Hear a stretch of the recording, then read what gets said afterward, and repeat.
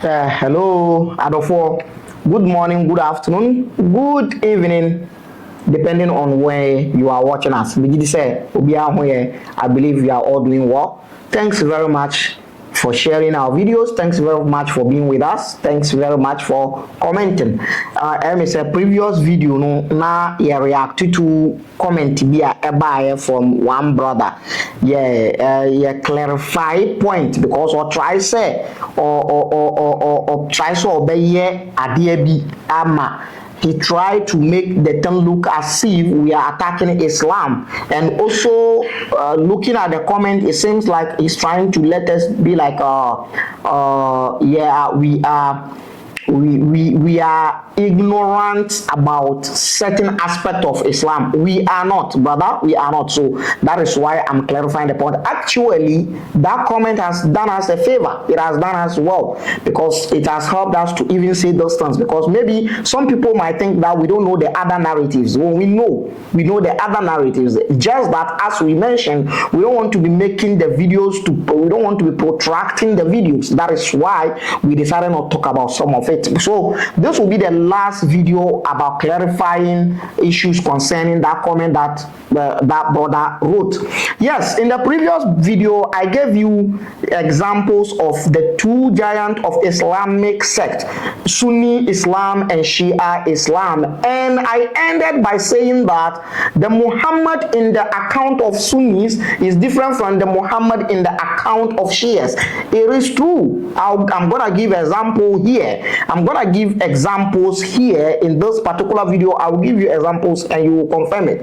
And now, these two, Sunni Islam is a different thing altogether, and Shia Islam is a different thing altogether.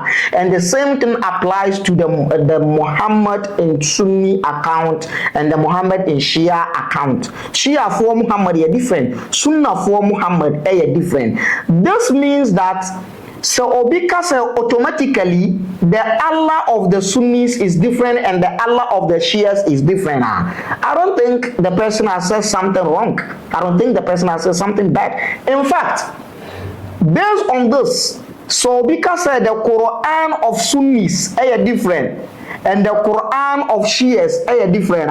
The person didn't say anything bad. In fact, let me tell you, there are so many various versions of the Quran outside there. We are approaching that, right? We are approaching that because the revelation of the Islamic book, Quran, just started. You saw the video.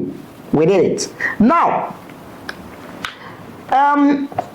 the Islamic sects all of the Islamic sect has something in common, that if you are not a researcher, if you are not good in observation, you would think they are all the same thing. You know why?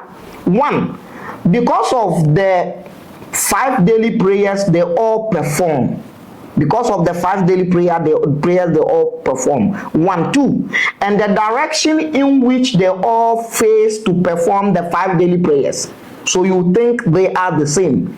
The first east to perform the 5 daily prayers. So you think they are all the same. The Quranic recitation, especially the Quran chapter 1, the first chapter of the Quran, Surah Al-Fatiha, that they recite to pray with it, all of them start their prayers with this. But so because of that, you think they are all the same. This is where people are not getting it. The difference and the dichotomy between the sect is very high. Now, the only sect in Islam that seems to be, pardon my manners and pardon my language, that appears to be like a prostitute sect is the Tijaniya sect. Yes, the Tijaniya sect to some point are part of the Sunni Islam. But in some aspect and in some ideologies, they are with the Shia Islam. That is why most of Tijaniya youth are confused youth. It is very difficult for you to differentiate between Tijaniya youth and Shia youth. In fact, Tijaniya youth don't even think there's a difference between Tijaniya and Shia. Most of them, especially in Ghana here. That is why when Shias launched their campaign some time ago, when they launched their ideologies, the most people that joined the Shia group was Tijaniyas. In other words, it is easy for a Tijaniya Muslim to become a Shia easily, but it is very difficult for a Salafi Muslim or a Sunni Muslim to become a Tijaniya or to become a Shia. This is very hard. And it is also difficult for a Shia Muslim to become a Tijaniya Muslim. And it is also difficult for a Shia Muslim to become a Salafi or a Sunni Muslim. This is the thing. The only sect in Islam that can be in different, that can go with the different sect is the Tijaniya sect. Now, look at this.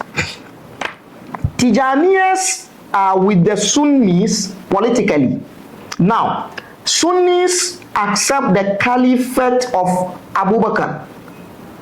Sunnis accept the caliphate of Umar. Sunnis accept the caliphate of Uthman, and also accept the caliphate of Ali, the cousin of Prophet Muhammad. So the four caliphs, according to Sunnis, they are all legitimate caliphs. They are all legitimate Islamic leaders, according to Sunnis. The same thing applies to Tijaniyas. They accept the legitimacy of the three caliphs, the four caliphs, Abu Bakr, Umar, Uthman, Ali. The Tijaniyas accept. So in this idea, in this ideology, they are Sunnis politically. They are with the Sunnis. But there is a place where the Tijaniyas differ from the Sunnis. That is the idea of the Prophet's parents being in hell or are gonna go to hell. According to Sunni Islam, Abdullah, Prophet Muhammad's father, will go to hell on Judgment Day, on the Resurrection Day, because he was not a Muslim, so he will go to hell. The father of Abdullah, which is the grandfather of Prophet Muhammad, Abdul Muttalib, will also go to hell. The mother of Prophet Muhammad, Amina, will go to hell. Her father, Bint Wahab, will also go to hell. So both the parent of Prophet Muhammad will go to hell on Resurrection Day, on the Judgment Day, according to Sunni Islam. Here, Tijaniyas say no. Sunnis, we are not with you here. We are with Shias. Shias believe differently. Shias believe that the father of Prophet Muhammad will go to heaven, and the mother of Prophet Muhammad will go to heaven. And the Tijaniyas are with the Sunnis here. And Tijaniyas are with the Shias here. One, sana identity. Too many confusions. Too many confusions. So this is the point. Inti Tijaniya for omunkwa na omuninam ahaniha. So that is why it is easy for you to see Tijaniyas mingling with Shias more than Tijaniyas mingling with Sunnis, even though they share some ideologies. This is religion for you. This is religion for you. So we know all those things. We know Sunnis has different narratives about Islam, about Prophet Muhammad, about Sirah, biography of Prophet Muhammad, and we know Sunnis has different one. We focus on the mainstream one because we don't want to talk too much, because it is educational videos. Now, Sunnis and Shias has been on each other's neck for a long time. Now, the fight and the rancor and the enmity between Shias and Sunnis is more than what you think. It got to a point where Sunnis wanted to eradicate Shias and vice versa. It got to a point where Shias also wanted to eradicate Sunnis. The same Islam, and you are telling me you have one God. Think well, bro. Think well. Now, their fight, their rancor, their enmity from their books all the way to their practical daily life.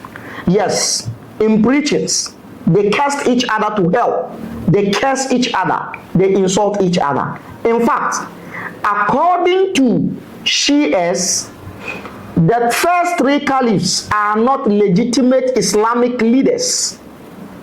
They are not legitimate Islamic leaders. Abu Bakr is not a legitimate caliph. Umar is not a legitimate caliph. Uthman is not a legitimate caliph. The only legitimate caliph according to Shias is Imam Ali. Yes. Different Islam altogether when you go to Shias. Now, everything Shias will say about Islam, even if that thing is true and it is right in Islam, Sunnis will condemn it. Take it from me, this is real. Because books no yatro Arabic mu unti Arabic and they are trying to conceal distance, but inside heat, the internal heat of Islam is more than a volcanic eruption. That is why baby no se ntoko pai between Muslims are dangerous. You are not safe. That is why we are doing this. Let us understand this religious poison so that we can know how to break the shackles and chain of religion in our society. Religious confusion is not a small thing. Religious enmity. Sure. Assume all time, assume beye all time. All time awa before one temu. Assume all time, assume. That's the reality. Now, so because of that, anything Shias will write about Islam, even if it is right, Sunnis will oppose it. One example is, in Islam decides for you everything you need to do in your life. Your entire life is decided by Islam. So Islam has decided where rings can be put in. Well, rings on fingers in spirituality has their teachings. Let's put that one aside. Now, in Islam, the best places to put a ring is on the ring finger and on the small finger. These two are where Islam teaches us to put rings. Here and here. Now, putting rings on the smaller finger, a Sunni scholar has rejected and rebuked it just because Shias do that. Even though it is part of Islamic teaching, say, Ode ring, kawabeshe ring finger, so any insatia finger ketwano. But Sunni scholar reject because she afone tafa kawa eshe omu insakitwano. So for that matter, Sunni scholars say even though it's part of teachings of Islam, but a Sunni Muslim should not practice it because it is Shias that are often do that. Shia for na eshe kawa wo nti wo hye wo na wo yesum nani a ebekwa kwetse wo nso ye shi ani. You see the enmity, you see the rancor. Yes, the same thing applies to Shia literature. The same thing applies to Shia literature when it comes to the account of Prophet Muhammad's life, which is known as Sirah, biography of Prophet Muhammad. One of the radical Sunni Muslim scholar is Ibn Tania, who is known as Shaykh al-Islam, the Shaykh of Islam, the champion of Islam, the pioneer of Islam. He has this to say about the literature and account and references and the books of Sunnis, the books of Shias concerning Prophet of Islam. Now, in the book known as Minhaj Sunnah, in the book known as Minhaj Sunnah Nabawiyah, that book belongs to Ibn Taymiyyah, one of the radical Muslims, radical Islamic Muslim. Yes, very extremist. The other time when I discussed the apostasy in Islam, I told you I mentioned a book, As-Sarim al-Maslul ala Shatmi Rasul, a sharp sword upon the neck of he who insult Prophet Muhammad. That book was authored by Ibn Taymiyyah. This Ibn Taymiyyah is an extremist. According to him, and he has prophetic narration and he has some Quranic verses that he used to back his point that when someone insults Prophet Muhammad, kill him. Yes, their heads will be chopped off because they insult Prophet Muhammad. Now, according to him, in his book Minhaj Sunnah Nabawiyah, volume 1, page 227, he has this to say. He says, yes, this is the point. He says in the book, Fahum Da'iman, Fahum, and they, Da'iman, all the time. He is referring to Shias. This is Ibn Taymiyyah speaking. His book Minhaj Sunnah Nabawiyah, volume 1, page 227. He says, Fahum Da'iman. He said that Shias Da'iman, every day, Ya'miduna ila al-umur al-ma'lumat mutawatira yunkirunaha. He says Shias, anytime Shias write about Islam, they oppose the famous and popular account that has been accepted by mainstream Muslims. And he says, وَإِلَى الْأُمُورِ الْمَعْدُومَةِ الَّتِي لَا حَقِيقَةَ لَهَا يُثْبِتُونَهَا. And they establish those things that the mainstream Islam think they are not real and they are not factual. They reject them. They reject them. And he says, فَلَهُمْ أَوْفَرْ نَصِيبٌ مِنْ قَوْلِهِ تَعَالَى. And he says, because of this, their attitude, they are just like the people Allah is talking about in the Quran. And he brought a verse in Surah Al-Ankabut, the chapter of the spider web, and the verse says, وَمَنْ أَظْلَمُ مِمَّنْ افْتَرَى عَلَى اللَّهِ كَذِبًا.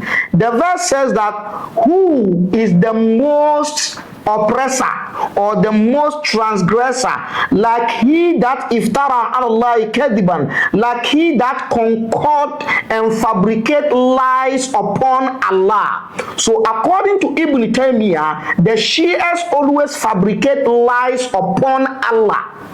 According to Ibn Taymiyyah, Shia for and Trofo or Muchro and Troasem edit to Allah. So and Aukazaba bil Haki or Mutra, they deny and reject the truth. Lamaja Ahu. After the truth has come to them, they reject it. So Shias, according to Ibn Taymiyyah, in Minhaj Sunnah Nabawiyah, volume 1, page 227, Shias are people who fabricate and concoct lies upon Allah and also reject the truth that came from Allah. And the Shia for and trofo omutro ntro efa Allah and omusa rejecting ukrea efi Allah. According to this, according to Ibn Taymiyyah, Shias are liars.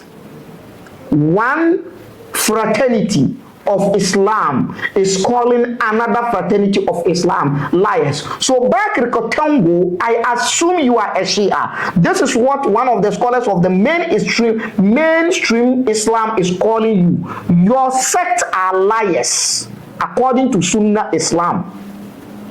And you think your religion is coming from a spring bean, you need to think again. Yes, so according to Ibn Taymiyyah, in this page I read and this volume of Minhaj Sunnah Nabawiyah, Shias are liars. Yes. So you see, when we do this, you come and say we are attacking. We are not attacking. We are reading it and explaining it. Until these two giants, they are on the neck of each other. The same thing applies to their understanding to Islam. So Islam are two different things. Until assuming a Shia scholar is presenting Islam and a Sunni scholar who heard Ibn Taymiyyah calling Sunnis Shias liars. So according to Sunni Muslim, any presentation the Shia Muslim will do about Islam is a lie. So the Islam of Shias is different, the Islam of Sunnis is different. Everything about them is different. So this is the thing. Now, Shias has their literature, they have their account and their narratives about the biography of Prophet Muhammad, about Islam and everything. As I mentioned, the books Shias wrote about the biography of Prophet Muhammad is almost 54 books, and I have the majority of them here. They are more than that. But the reason why we stick to the 54 is that they are talking about the biography of Prophet Muhammad directly. Omo kasafa biography of Prophet Muhammad directly. Omo kasafa biography. There are others by omo biography of Prophet Muhammad. Omo other issues and then it came in. Some are like history and then they added the biography of Prophet Muhammad and all that. So those ones are not added to it. Yamfa eno anka ho. We no mo ye nea direct biography of Prophet Muhammad, almost 54 books, and all of them, most of them, 70 to 80% of those books are with us here. This is the era of knowing and this is the era of information. You can't hide anything from anybody. We have soft copy libraries and we have hard copy libraries. Today, books are everywhere unless you don't want to read. Now, there's a system in Shia account of biography of Prophet Muhammad which differ from the Sunnis. Now, this is the thing. One of the important things that differentiate the Shias from the Sunnis in terms of giving an account of Prophet of Islam is that they always rewrite it. Shias always rewrite, and also they edit, they change. So there was a particular time that Shias came, there was a particular epoch or a particular era in Shia Islam where they changed everything that was written about Prophet Muhammad. Yes, they changed it, they rewrite it, they re-narrated the story, and they changed a whole lot of things. So this is one thing they used to do. Now, among the books which are common and they are also a book of contemporary, that is the book that the examples I want to give about how Shias differ from in their narrations from the Sunnis is that particular book. It is that book I want to use. The book is known as As-Sahih or As-Sahihu min as-Sirat an-Nabi al-A'zam. The authentic from the Sirah of the greatest prophet. The authentic As-Sahih. The authentic Sirah of the greatest prophet. Now, when you hear the name of this book, you will know what the author means. He wants to tell you that whatever I mentioned here is authentic. So anything you didn't see in this As-Sahih min as-Sirat an-Nabi al-A'zam, in this book, is not authentic according to Shia Islam. Now, this book cannot be related or cannot be credited to only the author and say that the ideas of the author belongs to him alone and that the Shias don't buy the idea or the Shias at large don't support. It's not a Sharia for that matter. The Ahlul Bayt, the Shias of Ahlul Bayt don't support the idea or the things that this book contains. No. You know what? The author of this book has been given award. by Iranian president Ahmadi Najad. Ahmadi Najadi gave this author of this book an award. Iran is one of the centers of Shia Islam. So if the president of Iran will award an author of a book based on what he wrote, tells you that Shias accept and go by what this book contains. He has been given an award. Now, the author of this book, As-Sahih min Sirat al-Nabi al-Azam, the biography of Prophet, the greatest prophet, till now, to date, the printed one among the book is 10 volumes. It is in 10 volumes. Now, from the look of things, the last time I checked the background of this book, it seems there are still some that are not yet printed. It seems so. It seems so. Now, 10 volumes are out there which have so many things in it. Now, the author of the book is known as Ja'far Murtada al-Amili. Ja'far Murtada al-Amili. So, as Sahih min Sirat al-Nabi al-Azam lil Mu'allif Ja'far Murtada al-Amili. Now, the reason why it is this book that I want to pick some examples from is because the book, the author has been awarded, as I narrated in earlier. Sana meka no, the author, me oye woman, yaman award, yabon abaso, waje abasubo, ewo Iranian president ho, eno ye one. The second reason ti me pese me found in the book say eno na ebeye me reference of me pese me ka wahane, and it say it is the book that As-Sahih min Sirat al-Nabi al-Azam, As-Sahih min Sirat al-Nabi al-Azam, a contemporary book, a book say nansenya na yeye no, so it goes with the contemporary mind.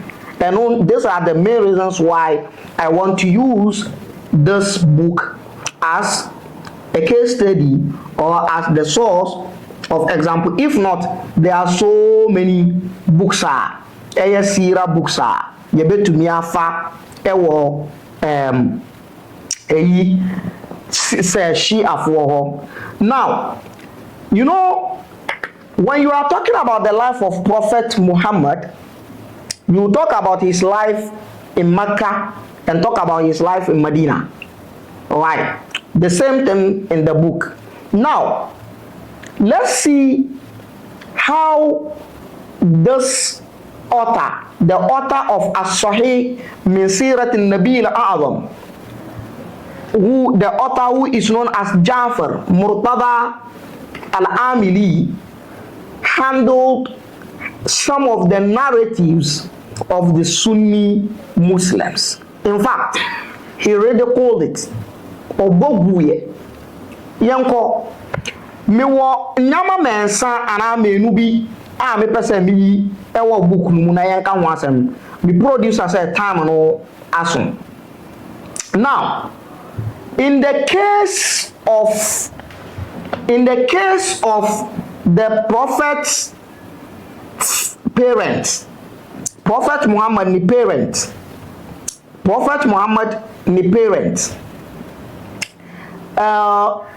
according to Sunni narratives, Prophet Muhammad ni papa ni mama nyina ombeko hell, ombeko jim, they will go to hell.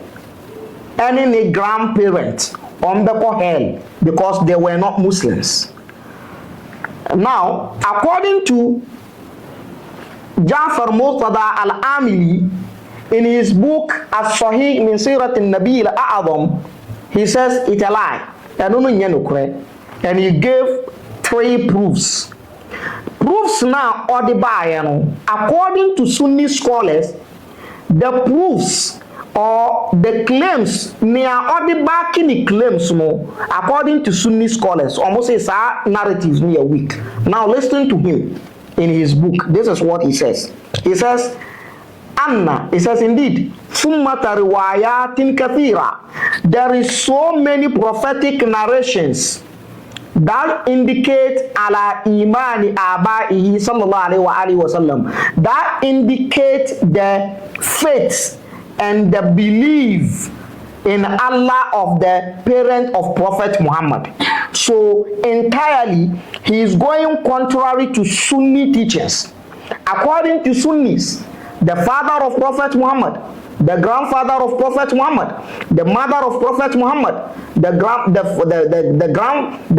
father of Prophet Muhammad, the mother of Prophet Muhammad, all these grandparents and parents of Prophet Muhammad, according to Sunnah Islam, they all going to hell.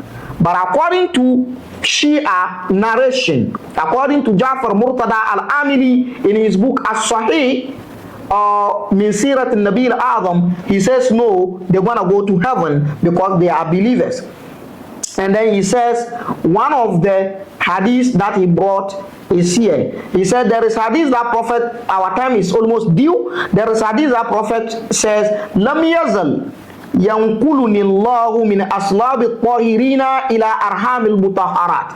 He says, this hadith is saying that Prophet said, Allah has always moved me from the aslab, sulb, the waist. You know, according to Islamic religion and Quranic teaching, the waist is the center of the sperm of a man.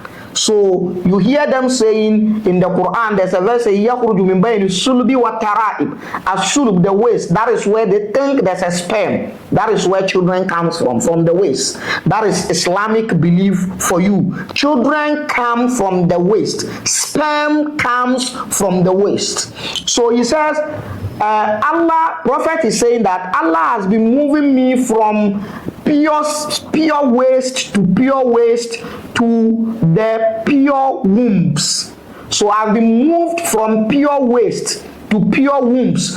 Now, according to this narration, if the waist that Prophet has been moved in is pure, and the wombs that carried Prophet is pure, then pure wombs and pure waist does not go to hell. So according to this narration, based on this, according to Shias, Prophet Muhammad's parents are not going to go to hell, they're going to go to heaven. So these parents are different from the parents of Sunni Islam. So if these parents are different from the parent of Sunni Islam, then the child that they gave birth to, who is Muhammad, is a different Muhammad from the Sunni Muhammad.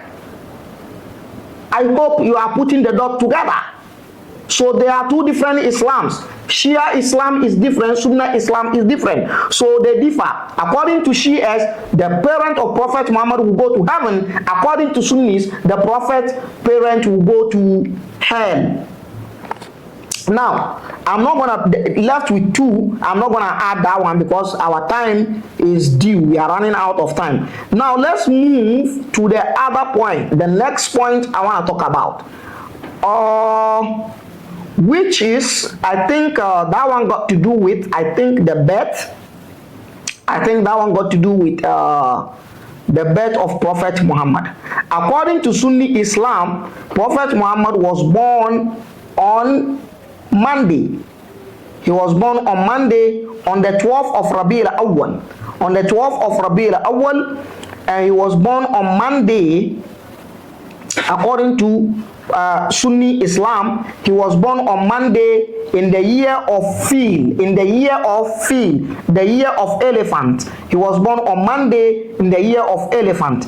Even though with a serious disagreement, the serious argument about this date. So Rabi al-Awwal, on the 12th of Rabi al-Awwal in the year of on Monday in the year of the elephant, Prophet Muhammad was born. And But according to Sunni, according to Shias, no. He was born on the 7th of Rabi al-Awwal. On the 7th of Rabi al-Awwal, that is when he was born. And that on the 7th is on Friday. It is on Friday. It was not on Monday. Based on that, according to Shias, even Monday is a bad day. According to Shias, Monday is a bad day. In the book of Bihar al-Anwar, the author of the book brought a narration there where some group of Shias came to ask their master to travel on Monday.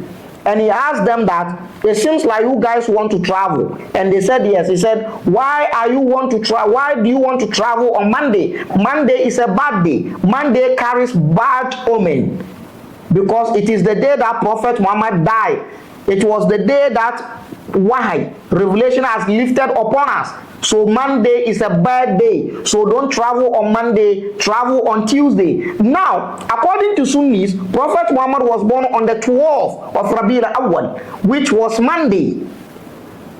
According to Shias, Prophet Muhammad was born on the 17th of Rabi al-Awwal, which was Friday. And the Monday that the Sunnis think Prophet Muhammad was born in, according to Shias, that Monday is a bad day. You think we don't know that there's different narrations? We know.